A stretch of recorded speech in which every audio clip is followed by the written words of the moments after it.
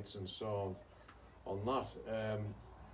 And there's other stuff, but I mean, so I got into traditional skill side of stuff and I really enjoyed it. And then, it'll be about 6-7 years ago now, there was a woman over from Iceland, an archaeologist, and she was over here on one of these projects, and I got talking with her and I thought nothing of it. And a few months later she emailed us and said, "Oh, we're doing a traditional iron smelt in Iceland, do you want to come out and be the blacksmith on the smelt?" I said, "Aye, certainly." So I went out to Iceland, like a long weekend in Iceland, and we done this smelt. And she said, "I'm writing a project at present. Would you like to be a partner in the project?" I said, "Yeah, of course, write us in." So the result of it was this little forge out here, and the writing on this end is Vast View. Well, Vast is Viking Age skills training, and that was the project she wrote under Erasmus. She wrote that project. So as part of that, we built one similar to that in Iceland. This one here, we've done some restoration work on a Saxon Hall in Germany. Went to Denmark and built a traditional fisherman's hut, and we moved a thatched log cabin in Romania. So we've got caught, but it was over a 2-year period. So at the end of this project, here I am with a forge in my backfield, thinking, well, what am I going to do with this? But I thought, fair enough, we'll develop it, because I like the traditional. I mean, I've come into this through the skills side and put the buildings up. I really love doing these buildings and that, rather than through the reenactment side.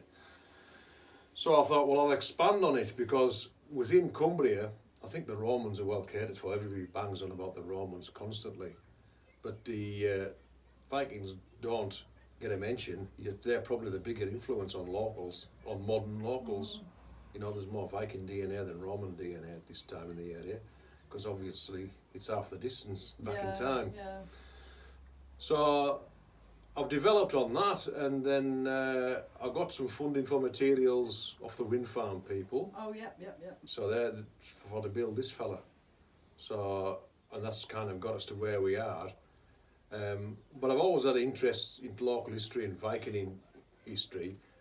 It was never taught in school. It wasn't even touched on. You know, I mean, Beacon Hill School, where I went to school at, the field you look out on, there was a major Victorian grave find on there, Viking grave. You know how many wives that Henry VIII had, though, don't you? Well, that's proving you really. This is it, exactly. But you look out that window and nobody ever mentioned it. Never said, "Oh, I see that there. There's a Viking burial there." Nobody mentioned it. So I just thought, well, it's just such a neglected area and such an important part of our history, and it's interesting. Then you tie in all the skills. It's a really good period from metalworking to woodworking, willow weaving, textiles, a lot. It's all the handmade stuff full on at that period in time. And the Viking sort of sits, so it lets us run.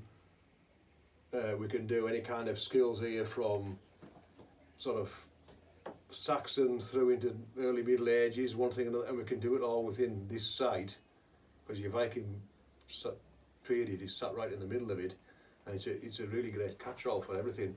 So it gives us a broad range of what we do. So, you know, if it hadn't been for COVID, I would like to think we'd have been quite a bit further on, but we're getting there now. You know, that's it. It's been mothballed 2 years, so we're sort of getting rolling again now. But so that's how we got to where I am now. So do you rent it out then to the people who run the courses? Yeah, I mean, again, we haven't. The thing is, with COVID, we've not really got into it yet. So it's just feel us out. We've done little bits, but yeah, I mean, people can rent out for whatever purpose within reason. I know, I just know people do run craft courses like I mean, so far, I mean, I've just been doing my blacksmithing courses, and Craig comes and does his cookery, and, you know, so we haven't done a lot, not nearly as much on courses as I would like, but I would like to get green woodworkers out here and willow weavers and things like that, you know. Because I know, guys, there's a place called Hairstains in the Borders, and you get a good catchment in the Borders, but this is far enough, it's not too far, it's an hour and a half from where I am. But it's a different catchment of people. Does that make? Do you know what I mean? I just I might mention this place to them then and see.